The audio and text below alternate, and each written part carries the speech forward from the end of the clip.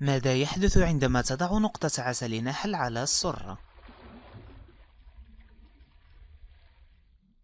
السرة هي مجمع التقاء الأوردة والشرايين في الجسم، بدليل أنه الطفل في بطن أمه يصله الغذاء لكل جسمه عن طريق الحبل السري. فوضع نقطة عسل على سرة البطن قبل النوم تصنع المعجزات. لا يخفى على أحد أهمية وقيمة وفوائد عسل النحل، وخصوصا الأنواع الصافية ذات الجودة العالية والتي يطلق عليها العسل الجبلي. وقد ثبت في القرآن الكريم والسنة النبوية المطهرة أنه لعسل النحل فوائد ومعجزات، ويشفي من الأمراض بإذن الله، فالله هو الشافي ومسبب أسباب كل شفاء. واليوم يكشف العلم الحديث معجزات جديدة وطريقة جديدة لاستخدامات العسل النحل التي تساهم في علاج الكثير من الأمراض، وتلك الطريقة ثبتت تجربتها عن طريق الكثير من الناس. الدكتور ماهر صيدم المتخصص في العلاج بالإبر الصينية وغيره من المتخصصين يقولون أن وضع قطرة من العسل النحل على سرة البطن قبل النوم بحيث يحتوي العسل فتحة السرة يساعد بشكل فعال في علاج أكثر من 30 مرض، بحيث تكون فترة المداومة على هذه الطريقة لا تقل عن شهرين. ومن أشهر الأمراض التي تعالجها تلك الطريقة وضع نقطة عسل على سرة البطن قبل النوم، علاج القولون العصبي، علاج الإمساك المزمن، علاج مشكلة ارتفاع وانخفاض ضغط الدم، علاج آلام ومشاكل الركب والظهر والرقبة، ضبط أداء الجهاز الهضمي بصورة واضحة، علاج الصداع المزمن ووجع العينين، وغيرها الكثير من الأمراض التي ذكرها صاحب الدراسة تزيد عن 30 مرض. هذه الطريقة ووصفة ليست من تأليف أحد، ولكنها حقيقة ثابتة بالتجارب الكثيرة، ولك أن تجربها بنفسك لمدة شهرين، ولاحظ بنفسك التحسن الواضح في بعض الأمراض لديك. نسأل الله لنا ولكم الشفاء العاجل.